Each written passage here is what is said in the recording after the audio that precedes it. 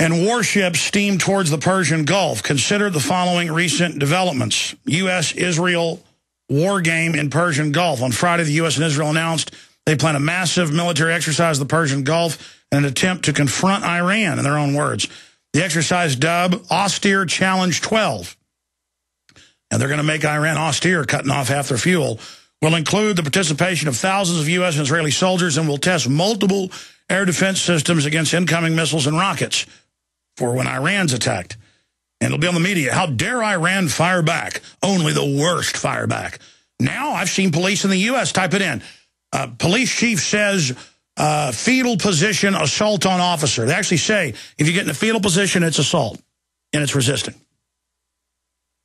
So, I mean, if they walk up and say, open your shirt, I'm shooting you with a shotgun. If you don't say, thank you, God, open it and say, kill me, and then say, I worship you 5 times, then you're evil. I mean, of course, I'm being absurd here, but that's how ridiculous this has gotten. A few months ago, they were kicking people and pepper spraying them balled up, protesters, and they said, yeah, well, that's what they deserve. That's a form of resistance. Ah, yes, you're supposed to say, here's my teeth, kick them out. They're like, good, you get a medal. Knock your teeth out.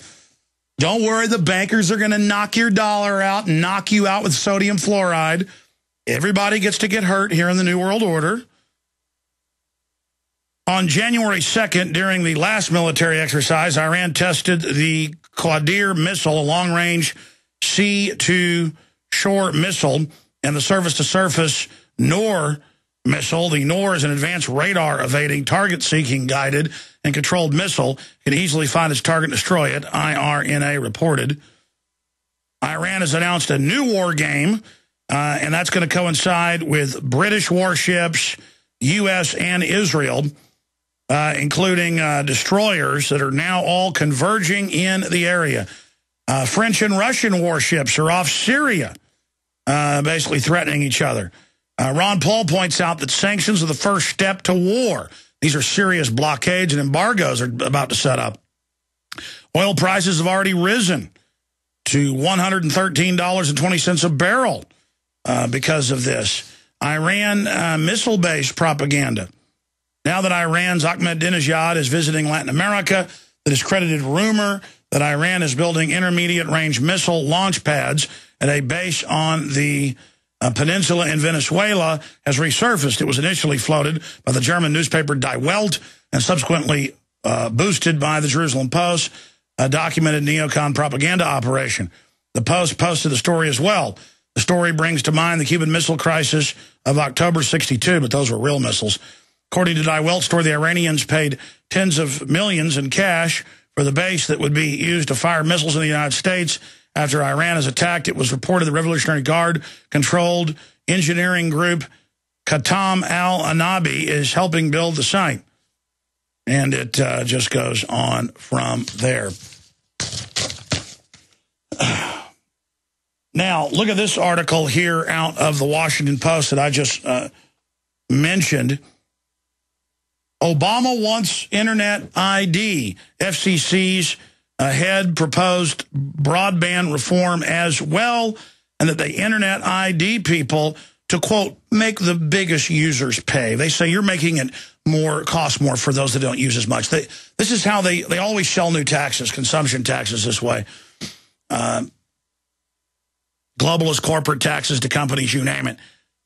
It's been high-tech driving this economy that would be in a complete cardiac arrest for the last 14 years or so, 13 years or so, since 99, if we didn't have this high-tech economy.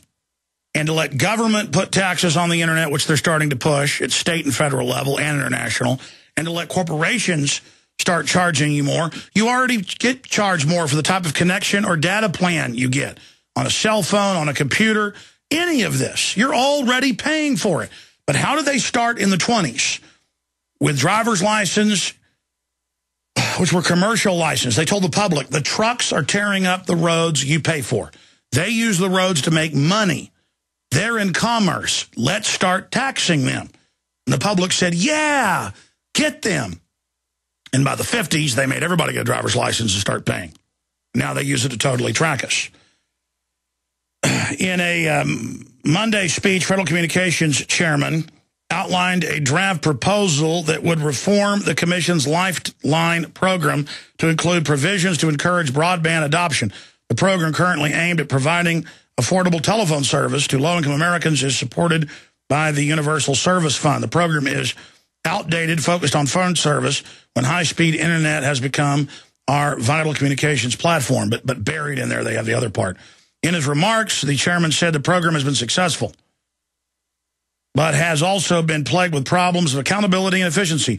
Multiple service providers are often supplying Lifeline subsidies to the same households, he said, because there is no centralized system. They want an ID to address the issue.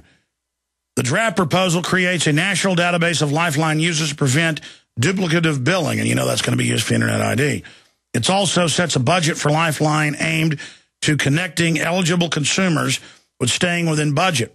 Oh, tracking you, and requires the participating companies be subject to independent audits every 2 years. You think the government's just going to give you a free phone line for free? It's going to be used to have the FCC take over the web. The chairman said the FCC work would deal with existing broadband adoption programs in a pilot program. So basically, they're going to expand that. And, of course, the FCC's also announced they're going to regulate broadband, broadcast internet, wireless, and going to have, quote, just like Europe already does in many areas, filters on hateful material. Hate, hacking, gambling, porn, and there's one other that they have in these databases. And guess what? InfoWars is listed in many databases under hate and under hacking. I've even seen it's listed under gambling. There's no gambling going on. So you go to a library, you go to a college, you go to a military base, you go to a train station that's got free broadband, which taxpayers are paying for. Government doesn't give you something free unless they want the control to set the precedent. So that's what's going on that front. Now, I mentioned this earlier. You can go up to Infowars.com and see it. And I also played the CBS clip, and I want to cue that back up if we can. Later, we're going to have some clips in the third hour, more clips of Obama at speeches saying, I don't need Congress. I want to do things without Congress. I'll do whatever I can. Yeah, launch wars without Congress, shut down power plants without Congress, and outside of law, make us adopt, all these new green regulations that are about federal control, not about greening. I mean, it just goes on and on. CBS reporter blatantly excludes Ron Paul from coverage, despite the fact that Paul is surging and Romney sliding, gap now only 15 points. Despite the fact that Ron Paul is polling in second place in New Hampshire and rapidly closing the gap on Mitt Romney, according to the latest polls, one CBS reporter did her best to convince viewers that Paul does not even exist. It's a familiar picture for Paul supporters who have had to watch over and over as mainstream media. And again, I've got to get all my writers and myself to stop calling them mainstream media. Mainstream whores, prostitutes, corporate paid deceivers, zombie control systems, certified twisters and deceivers, dissemblers. I mean, I don't know, Den of Viper media, dinosaur devil media, dinosaur tyrant media, terrible lizard media. I don't know.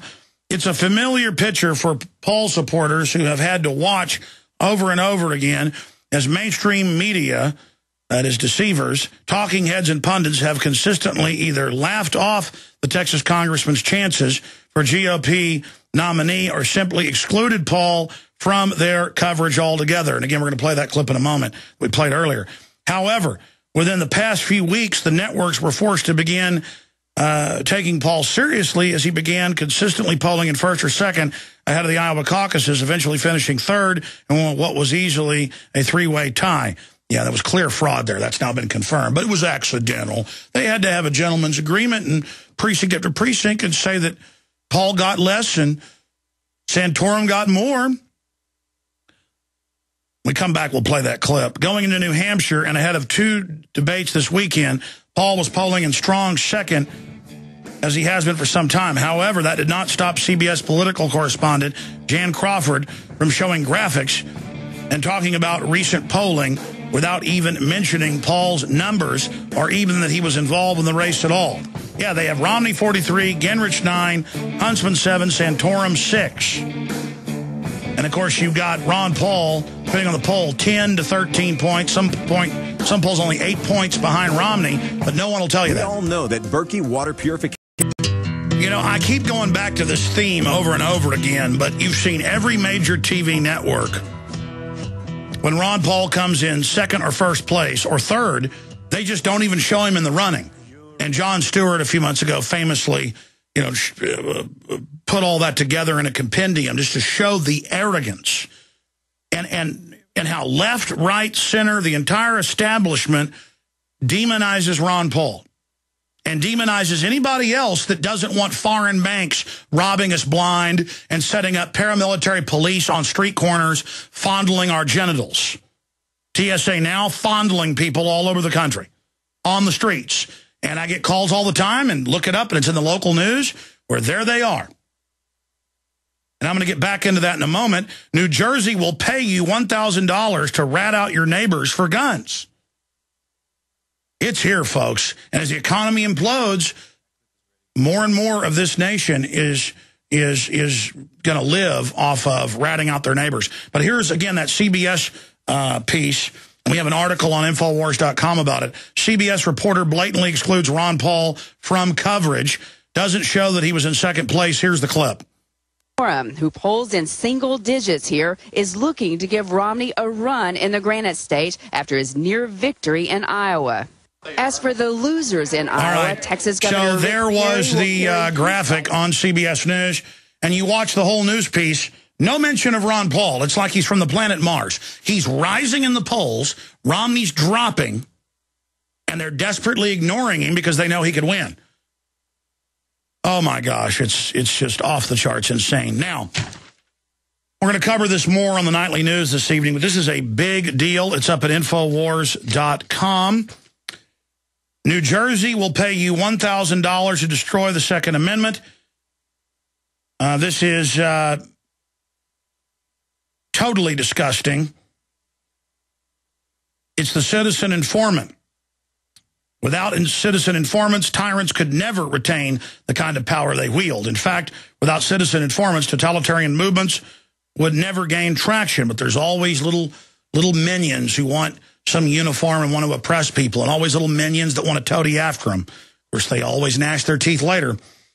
This is why every functional oligarchy throughout history has implemented programs designed to encourage the development of common spies using the promise of monetary reward and collective recognition. Sadly, there are many in our society that would gladly sell out their closest friends and family to the tortures of authoritarian bureaucracy for nothing more than a firm pat on the head and a few fiat dollars. If there was ever more deranged lot of bottom-feeding opportunist scum, the citizen informant is the very essence of it. With the implementation of the See Something, Say Something program and the increasing drive by the White House to institute community watch efforts to rout out extremists. That's the government's main, not crime, not even foreign terror. It's domestic groups. I told you that years ago, but now it's public. Showcase quite clearly in strategic outlines like the empowering local partners to prevent violent extremism in the United States.